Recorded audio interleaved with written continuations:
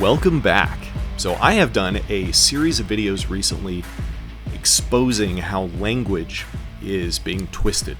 And throughout history, language is a very powerful tool that when put into the hands of the wrong people can be twisted for very malicious purposes. And I want to try to avoid that today and equip you to see these things and to be able to resist falling into the trap of believing the kinds of things that are being twisted, because I think words have meaning and I think truth matters, and we cannot give up the meaning of words. Whoever controls the dictionary controls the way that we think, and the last thing that we want to do is allow that power of controlling the way that we think to slip into the hands of evil people. So I wanted to talk about the word slander today. Slander has been a very popular word that has been thrown around the past 5 years, really ever since I have been doing my podcast. I've seen slander out in the public sphere being thrown around in ways that it shouldn't and being used very maliciously. It isn't always used maliciously. There are plenty of people who properly use the word slander. And so we're going to analyze that. What is the proper use of the word slander? How are people using the word slander today that is inappropriate or for malicious reasons? I'm also going to give you the actual definition of the word slander. I'm going to give you some personal examples of somebody recently accusing me of slander, and then break down exactly if that's true or not, and some implications of that if it's not true.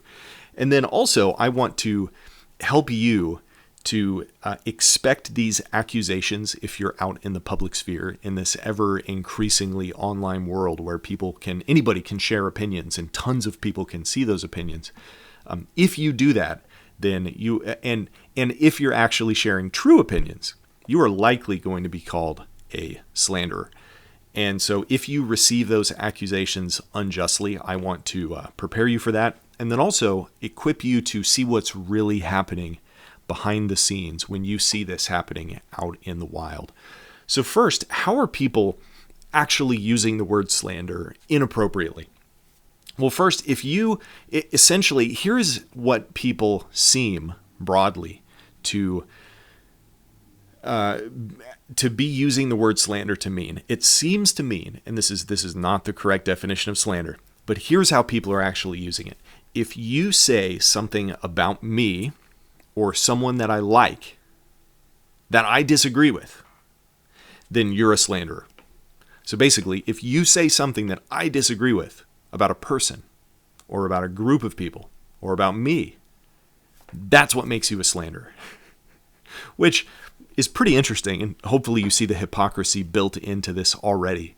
But one thing I love to point out is hypocrisy. And I think in every untrue worldview and in every evil action, there is inherent hypocrisy built in. I think you can always find it. And the hypocrisy here is if you're actually using the word in that way to mean if you say something that I disagree with about me, you're a slanderer.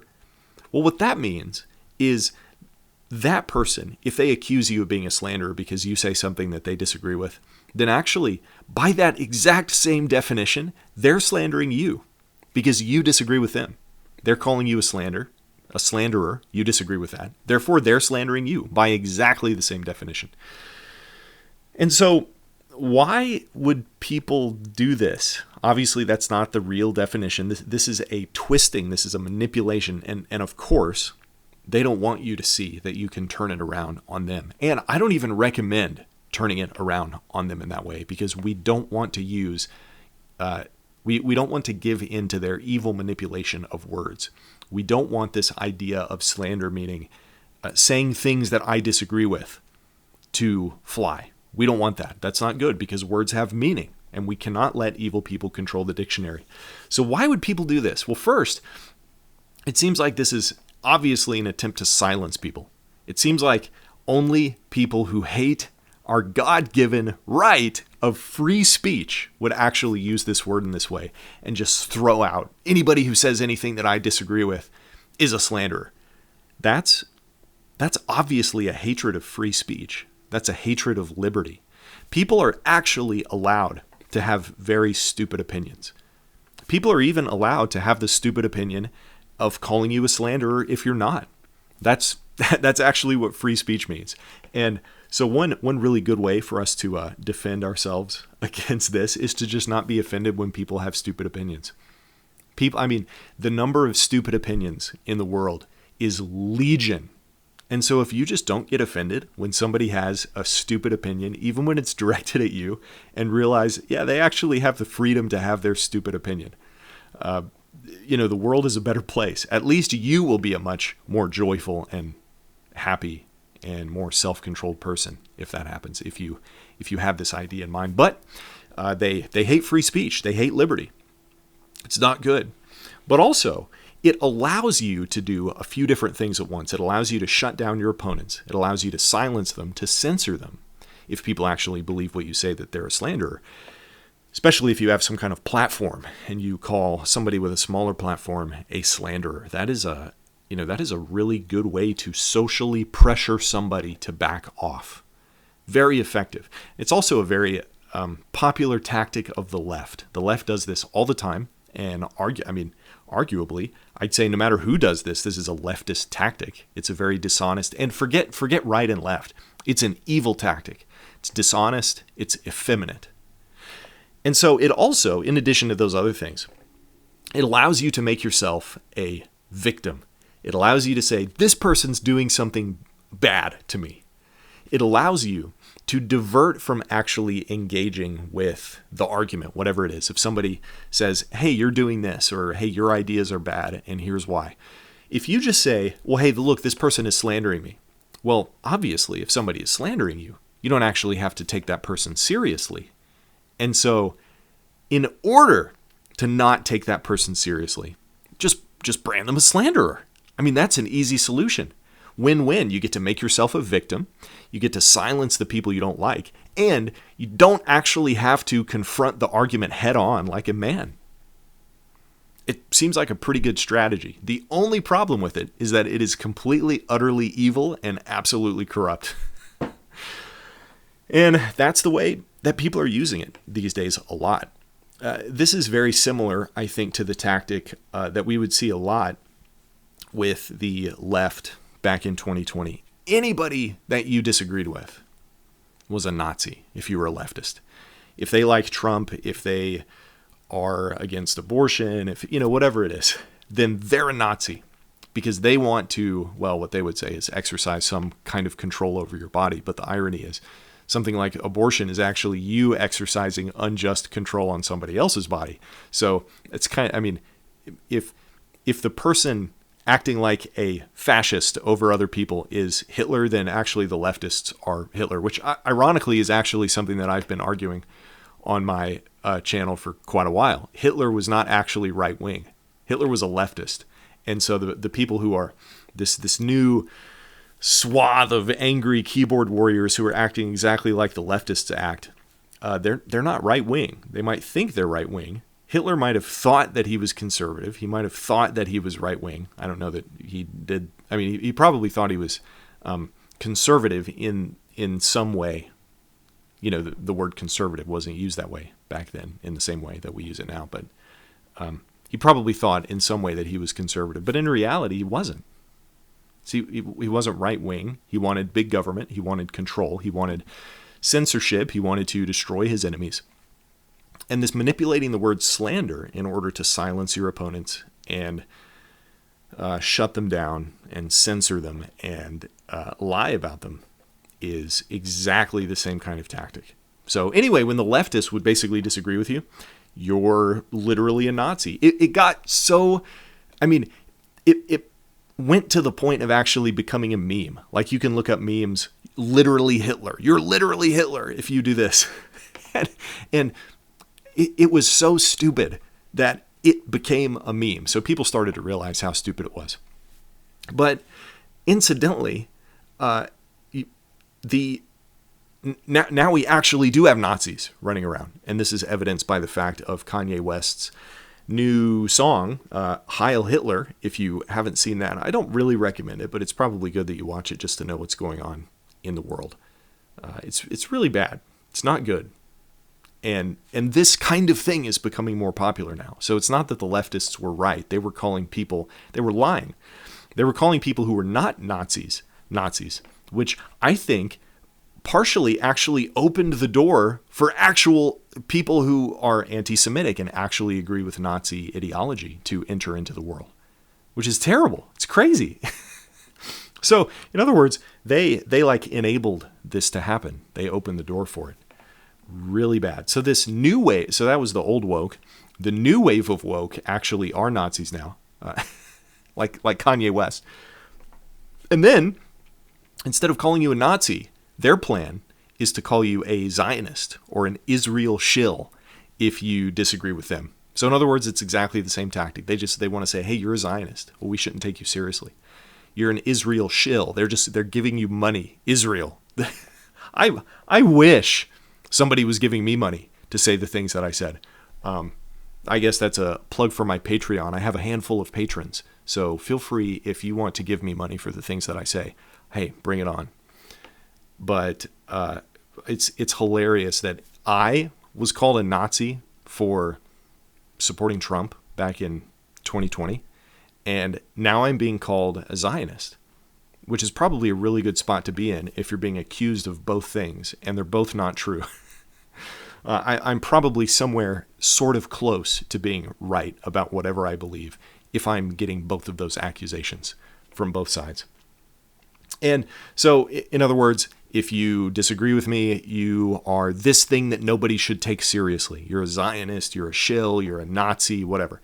And using those in a way that's lying. Now, when I'm saying there are people who are actually Nazis out there, the tides of culture have shifted. And again, Kanye West's new song, like, this is seen as culturally acceptable, not by the majority of culture, by a very small minority. Just like the radical leftist Antifa type people were a very small minority, but they were a noisy minority. And they had these very evil tactics that allowed them to actually get the things done that they wanted to do through manipulation and social pressure and control. And we don't want to fall for those things. And we don't want to start using those exact same strategies that they're using, because those tools are evil. We don't want to use the evil weapons of our opponents, of the people who are trying to destroy us. That's bad, especially as Christians. We especially don't want to do that as Christians, because we know that our weapons are not carnal, but they're mighty. They are spiritual. And that doesn't mean that we can't involve ourselves in physical or political or social things. Absolutely not. I mean, I have a podcast where I call out these things all the time, and I try to equip people to go out into the world as Christians. And so don't get me wrong that I'm saying our faith is purely spiritual. I'm not saying that at all. But the thing that I'm trying to resist is the cultural wave of wanting to believe that our faith is purely physical with no spiritual element whatsoever. That's just as heretical, as if not more, in fact, than saying that our faith is purely a spiritual thing. Anyway, so this tactic of calling people that you disagree with a Nazi to shut them down, basically, I'm going to call you something. I'm going to brand you as something that is completely ridiculous, that nobody should take seriously, in order to effeminately avoid actually engaging with the things that you're saying. This is often what's happening. Well, you guys like Trump, and you're asking me questions, or I don't want to deal with the pushback I'm receiving, so I'm just going to label all my enemies Nazis. Or, people are finally waking up that we don't want to idolize Israel, and so, it's becoming more culturally acceptable to be critical of America's allies.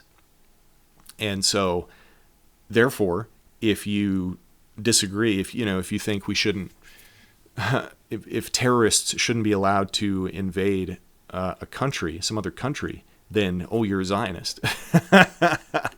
It's silly.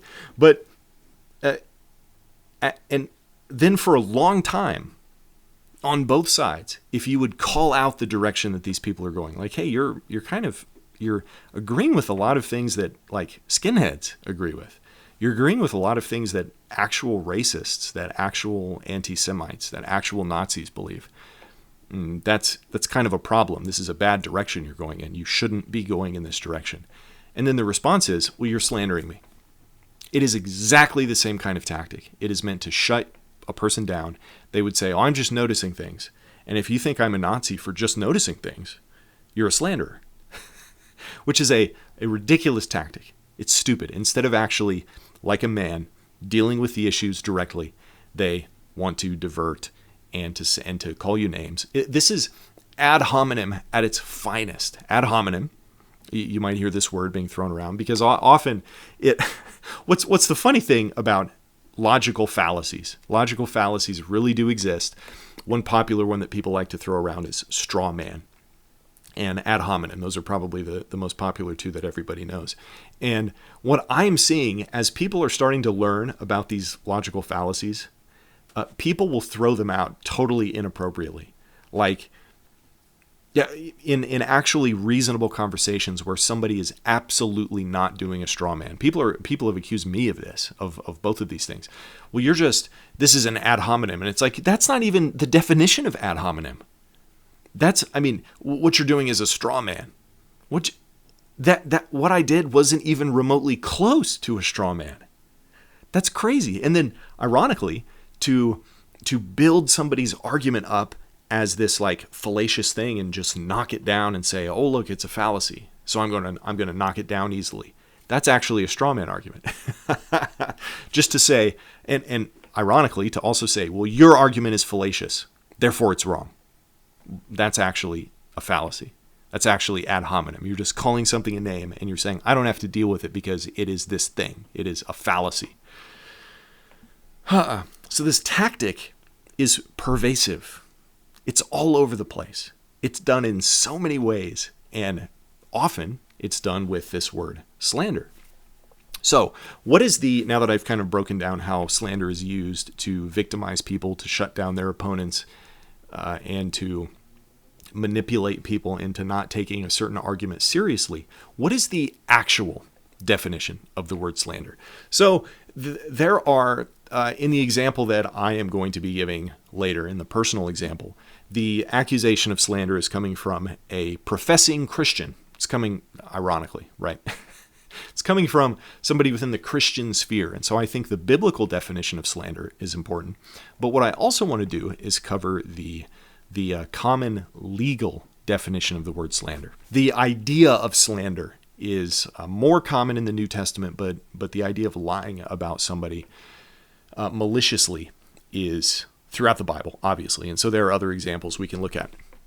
But at least in the New Testament, in this example, the word means defamation, or according to, by the way, I want to give my sources, according to Strong's dictionary, which is a widely known, reputable Bible definition dictionary.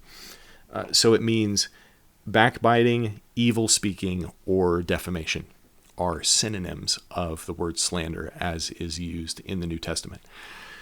And so let's look up the definitions of these other words. What is backbiting? What is slander? What is detraction? Detraction was another word that it could possibly mean. So backbiting is malicious talk about someone who's not present, okay? And all of these words mean approximately the same thing. Detraction is the act of taking away something or diminishing the reputation or worth of something or someone. And obviously in this case, we're talking about a person. So to commit detraction of a person is to take away their good reputation. In other words, to damage a person's good reputation. Backbiting means malicious talk about a person. And slander, broadly, just according to a regular dictionary, is the action, and it's within law. So actually, the interesting thing is, this is a law term, even according to the dictionary itself. And it is, according to the dictionary, the action or crime of making a false spoken statement that is damaging to a person's reputation. Okay? Pretty obvious, pretty straightforward. Now, you can obviously see why this word would be evil to manipulate. Why it would be twisted to mean if you say something I disagree with, therefore it's slander. And that's because if you disagree with something, you obviously believe it's untrue, or you're lying. Which ironically is a lot closer to slander if you're actually lying about somebody saying something not true. Which is why I said at the beginning of the video that that by their own definition they would actually be guilty of slander if they're lying about you being a slanderer. Pretty funny. But anyway, you can see why it would be easy to twist this word. Because if you disagree with somebody saying something, then you believe it's untrue. And also, if it hurts your feelings or if it is something bad about you that you don't want people to hear, even though it's true, then, well, you might consider that damages your reputation.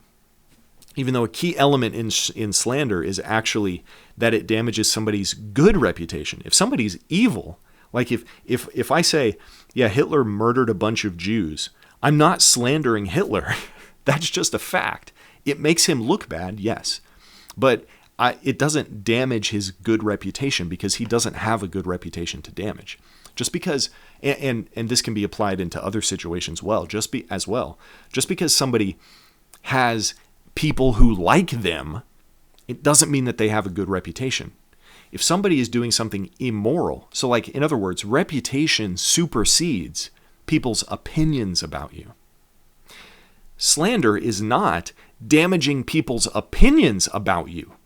Slander is damaging someone's good reputation with something that is intentionally false, with something that is a lie. And those are two entirely different things. But you can see how it could be twisted. You can see how people would use that word maliciously, which is exactly why I don't know that I've ever called somebody a slanderer. I've said often the things that I said earlier in the video where it's like, so if you're calling me a slander, then this seems an awful lot like slander yourself if what you're saying is not true, because it also would damage my reputation to be branded as a slanderer, right? So I think it's very hard to even appropriately use the word slander. So I just don't do it. And I don't think we should be doing it at all. And I think unless it's obviously very well thought out and unless there's a tremendous amount of evidence, I don't really think we should be using the word slander to apply to people at all. And we should be really having our guard up whenever we see somebody else using the word. Again, they might be using it truthfully. They might be using it well. They might have really well thought out evidence. But I kind of, I raise my eyebrow. I get kind of skeptical when I see the word slander, just because it's misused so often. And I think as citizens, as human beings, but especially if somebody out there is a public figure, they ought to know the words that they're using, and they ought to be using them appropriately. How much more if they're a pastor should they be using these words appropriately and not trying to destroy other people's reputations? But we'll talk about that later.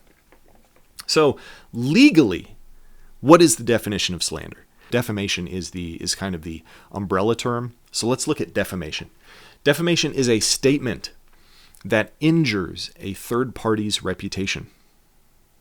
The tort of defamation includes both libel, written statements, and slander, spoken statements. So in other words, defamation that is written is called libel. Defamation that is spoken is called slander. And so slander is just spoken defamation. Okay, so that's why I wanted to focus on the word defamation here.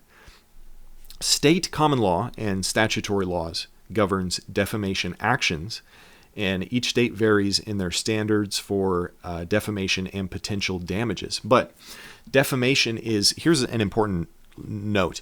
Defamation, according to the Legal Information Institute, is a tricky area of law, as the lines between stating an opinion versus a fact can be vague, and defamation tests the limits of the First Amendment freedoms of speech and press.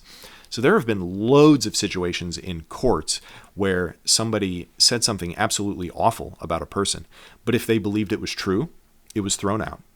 If they had enough evidence, then it was thrown out.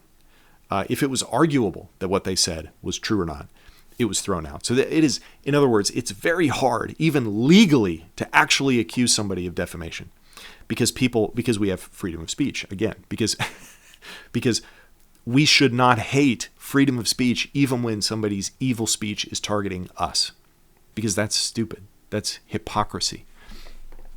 So what is libel?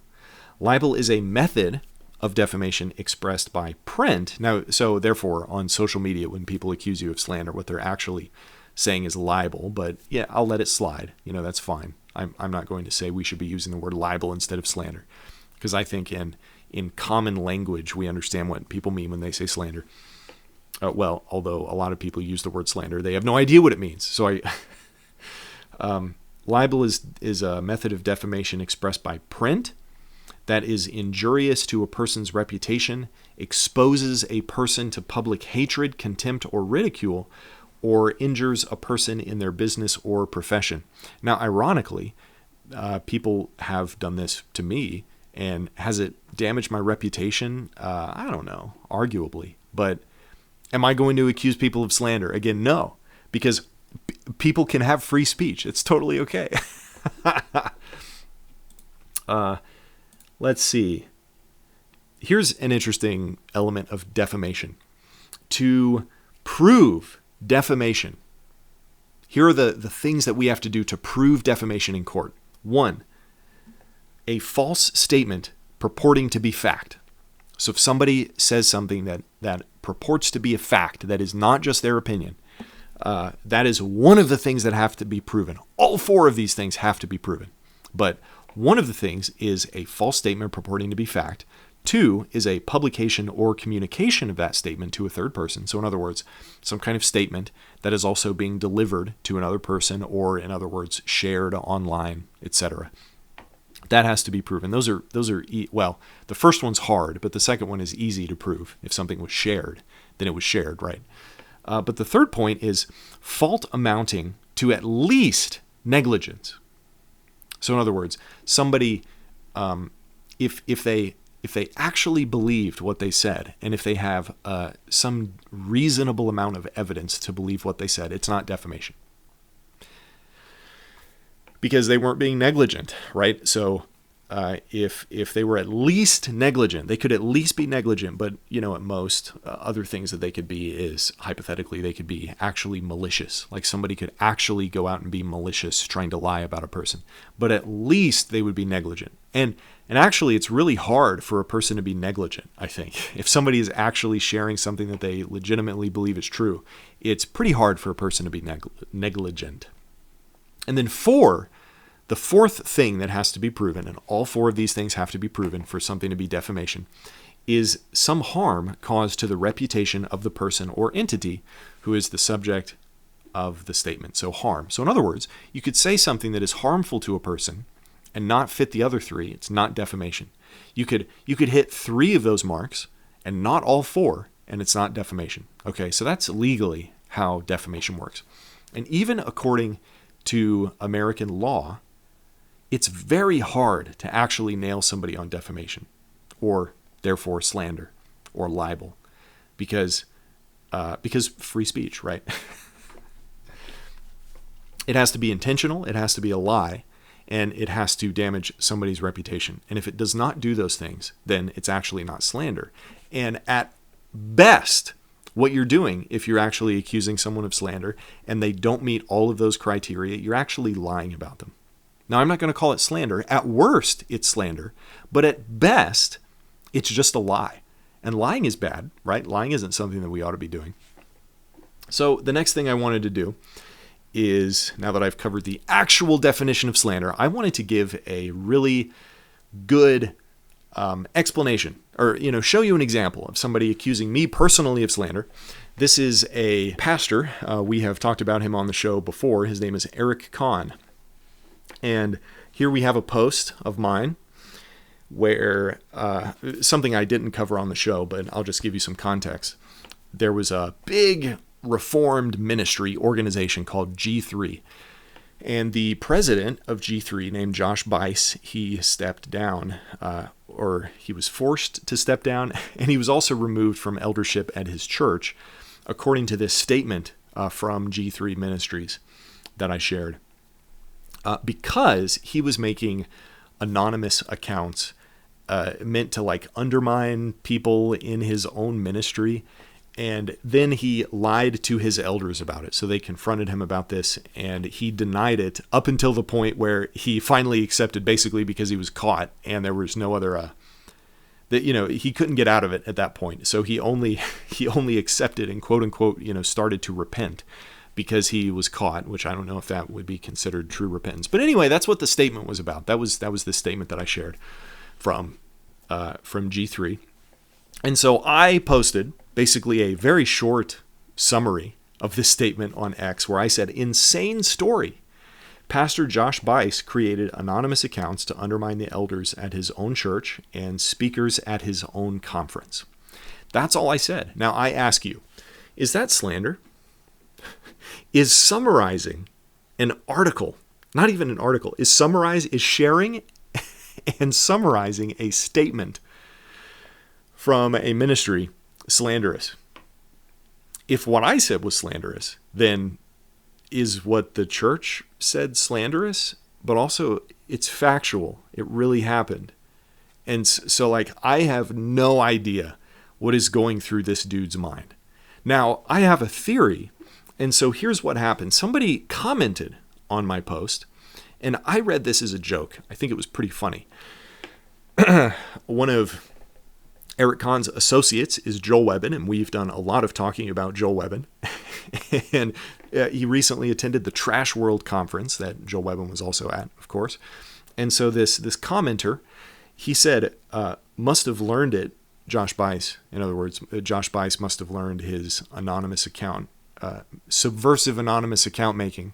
He says he must have learned it in one of Joel's workshops, probably at the Trash World conference or something. I thought it was funny. I obviously read that as a joke.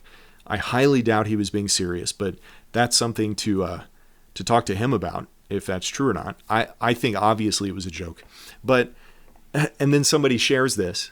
Somebody screenshots it and shares it and said, why would Joel Webbon do this? In other words, taking a joke too seriously. And look, I didn't even say it. It wasn't even my joke.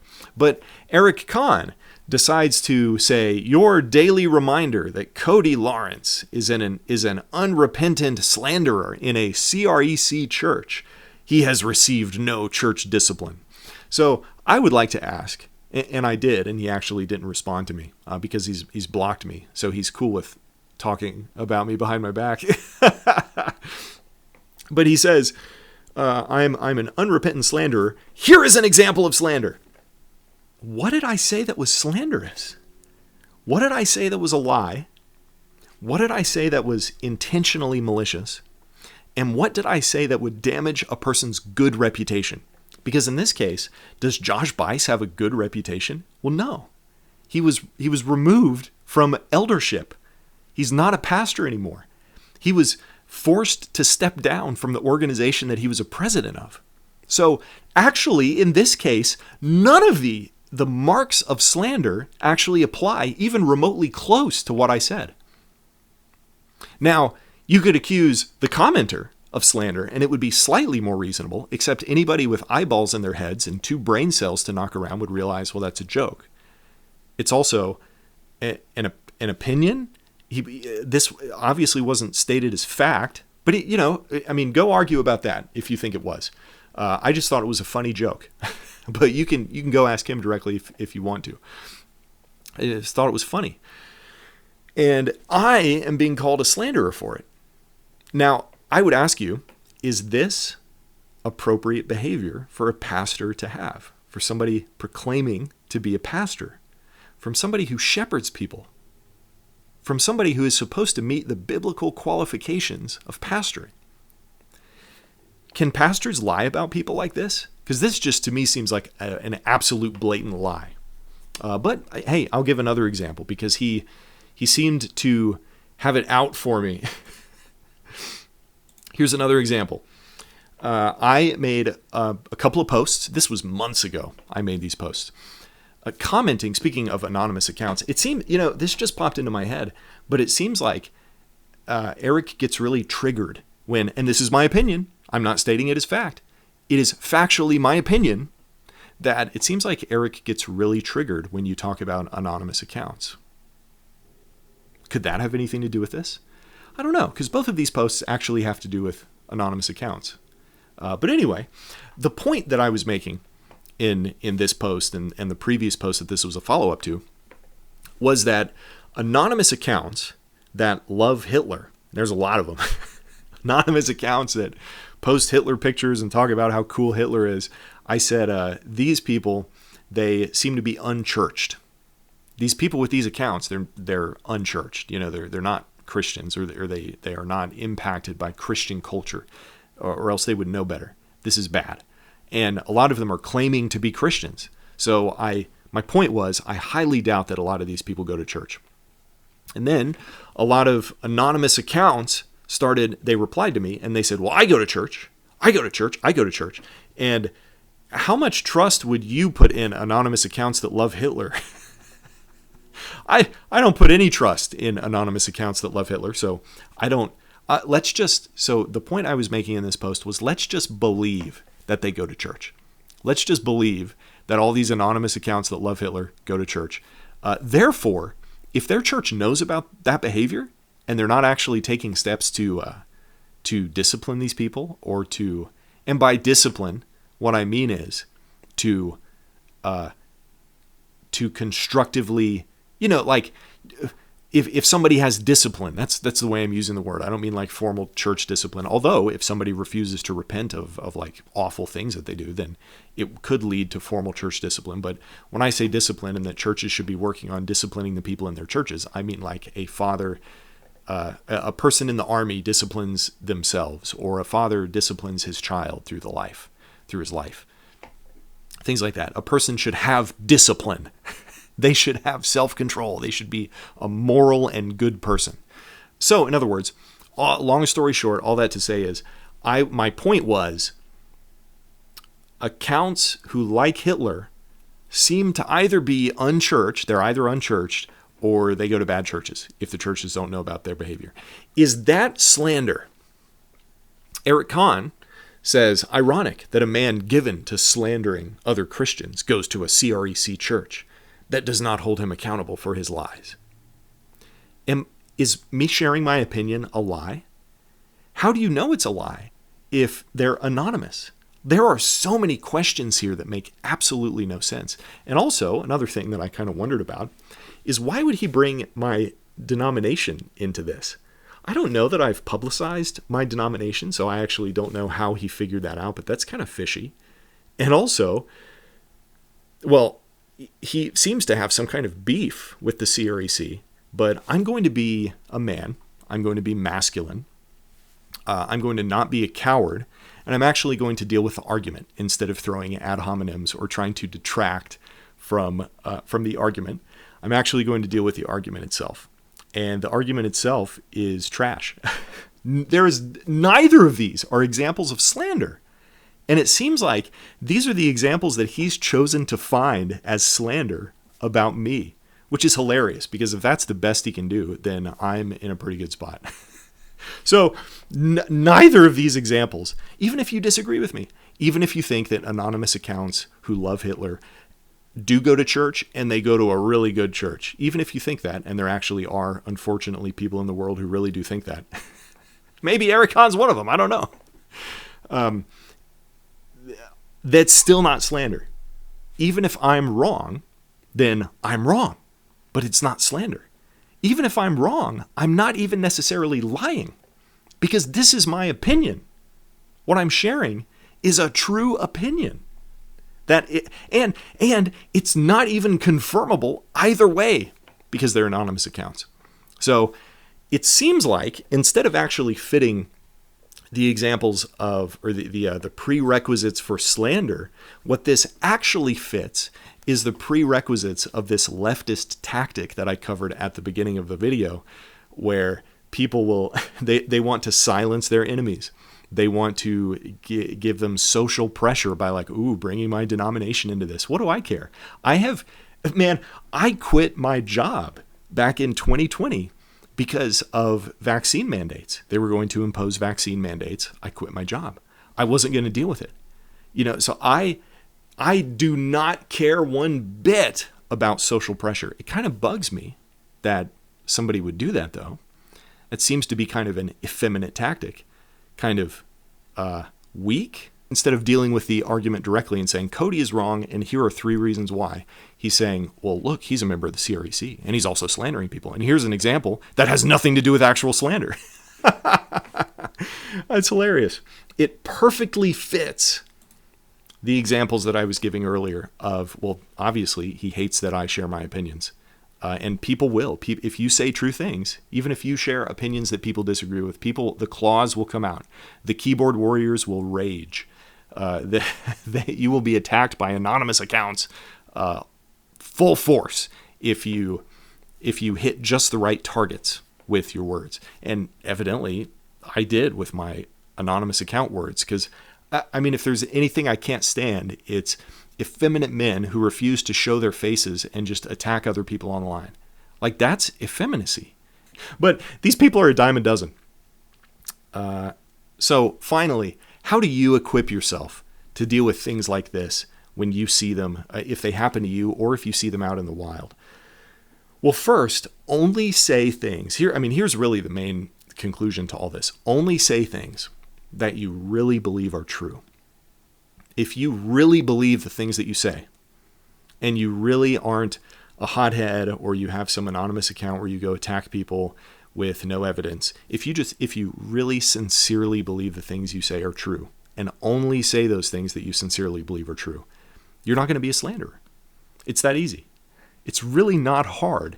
Now, if we give into our emotions, if we are emotional, or if we are effeminate, or we refuse to, if something triggers us online, like a blue-haired leftist government college student, if that kind of thing happens, then this will bother you. You will be more likely to fly off the handle and be upset and say things that you don't mean or that you shouldn't say. But, these are things that most people should, if they had a good father figure or if they go to a good church, these are things that they should have learned in their childhood, to have self-control, to not fly off the handle and say things that aren't true. Because then you won't embarrass yourself like Eric did when he accused me of slander. Because it's absolutely not true. And again, at best, what he's doing is lying about me. Because objectively, nothing even close to what I said resembles slander. So at best, it's a lie. At worst, he's actually guilty of the same thing he's accusing me of under his own definition of slander, evidently. And he would also be a hypocrite. So not only if you're using this faulty, leftist, broad definition of slander that's the manipulative and fake, and you apply it to other people, not only are you actually slandering them now, by that same definition, not by the real definition, not in reality, but by your own definition, but you're also being a hypocrite. So you're guilty of like double sin here. That's not good. So only say things that you really believe are true, even if you're wrong. And then if you're wrong, be willing to change your mind and also apologize for it. That's also what men do. That's what faithful Christians do. If they do something wrong, they're willing to apologize. And if you actually don't care about social pressure, you also won't care about people making fun of you if you apologize for something. Because who cares? You will be judged by God. And he is the judge who you should be concerned about the most, not the judge of angry anonymous accounts online. Who cares what they think? Well, some people care what they think. But I don't care what they think, obviously. And then the other thing, in addition to just not lying, is don't put yourself in situations where it's easy to do those things. Don't have anonymous accounts where you go attack people. You're not doing anything cool by doing that. Now, there are good, I've talked about this before. There are totally valid reasons to have anonymous accounts. But there are also, it's a tool. It's a weapon. And they could be used appropriately or they could be used inappropriately. So don't put yourself in situations where you can slander people.